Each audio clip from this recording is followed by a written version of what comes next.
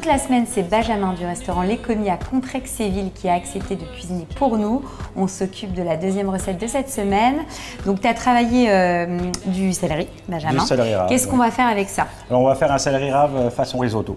D'accord. Un plat entièrement végétarien. D'accord, donc simple et rapide. Alors, simple et rapide. Toi, tu l'as déjà coupé, hein, cru. Voilà, cru. Voilà. Là, c'est une version cuite, donc.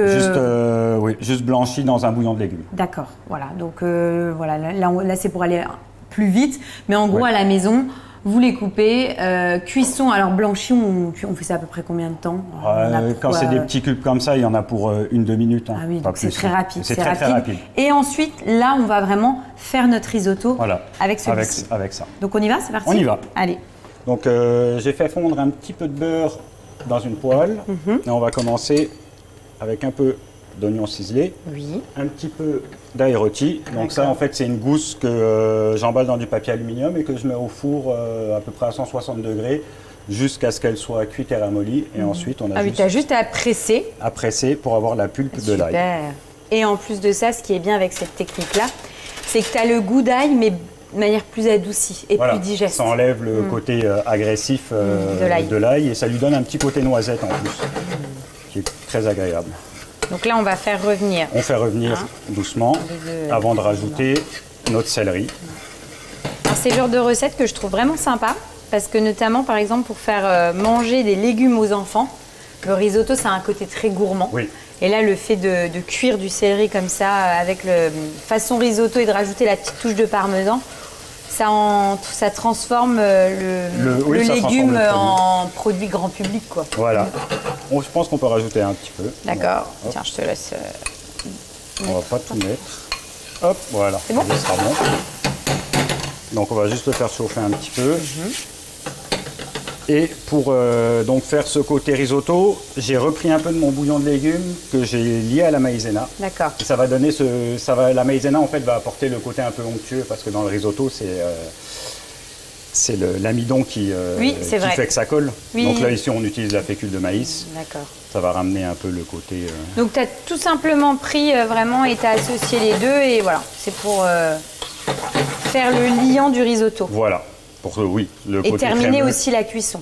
Et terminer la cuisson, et donc le côté crémeux va venir par ça et le parmesan qu'on va rajouter tout à l'heure. Ouais, donc c'est pareil, on est sur une recette très rapide et facile. Oui. Là, tu vérifies ton assaisonnement.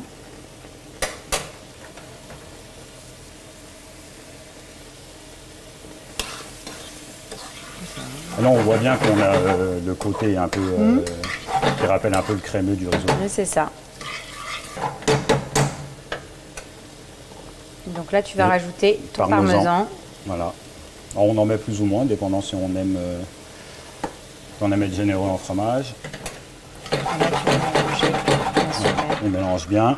Et donc, pour accompagner, on va casser un œuf de caille qu'on mettra au-dessus du risotto pour amener un peu de protéines et avoir un cœur coulant. Voilà. Bon. Donc on s'occupe de la cuisson de l'œuf de caille, on dresse et on peut goûter.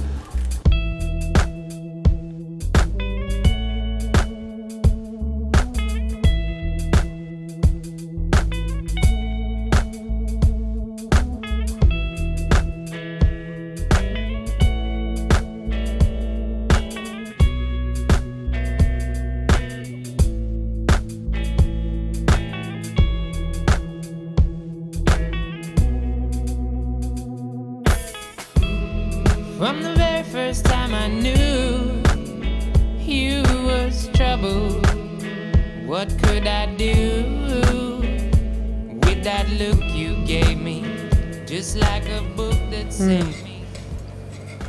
C'est top parce qu'effectivement, on est dans le goût et la philosophie du risotto, sauf que tu as le bon goût de céleri qui est là. Oui. Et on est en pur légumes. Ouais, on est en pur légumes, donc c'est vrai que c'est bien, c'est une bonne recette. Et ça permet aussi, ce que je disais tout à l'heure, de faire manger des légumes et certains légumes à des enfants, parce que tu as le côté quand même parmesan, gourmand qui est là. Puis alors avec le petit œuf de caille, ça apporte encore plus de gourmandise. Non, c'est super, franchement bravo. Ensuite, qu'est-ce qu'on prépare? Alors ensuite, on va préparer un médaillon de volaille farci au fromage de chèvre et aux épinards. Waouh! J'ai hâte de voir ce que ça donne. Servi froid pour faire une deuxième entrée. D'accord. Une belle continuité. Et ben on continue alors dans la philosophie là.